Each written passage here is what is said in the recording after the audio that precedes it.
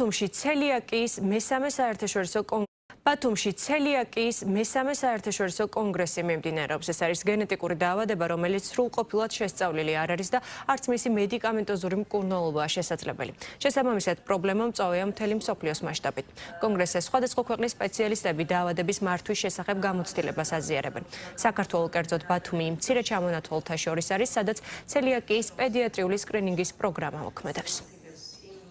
წელს გადავწყვიტეთ, რომ კონგრესი ჩატარებულიყო ბათუმში, გამომდინარე იქიდან, რომ აჭარა არის პირველი, შეიძლება ითქვას, ჩვენს რეგიონში, სადაც ცელიაკიის პედიატრიული სკრინინგი დაწყებულია და შეიძლება ითქვას მოწინავეა ასევე ევროპის რეგიონშიც, რადგან ერთადერთი იტალია, სადაც მიმდინარეობს ცელიაკიის პედიატრიული სკრინინგი და სწორედ იტალიიდან ყავს დღეს სპიკერები, რომლებიც თავიანთ გამოცდილებას გაგვიზიარებენ. პრობლემა ძალიან მნიშვნელოვანია, ვინაიდან საკმაოდ როგორც აღვნიშნეთ, ყავს ასეთი სიმპტომებით ბავშვებით და დიაგნოსტირების გარეშე.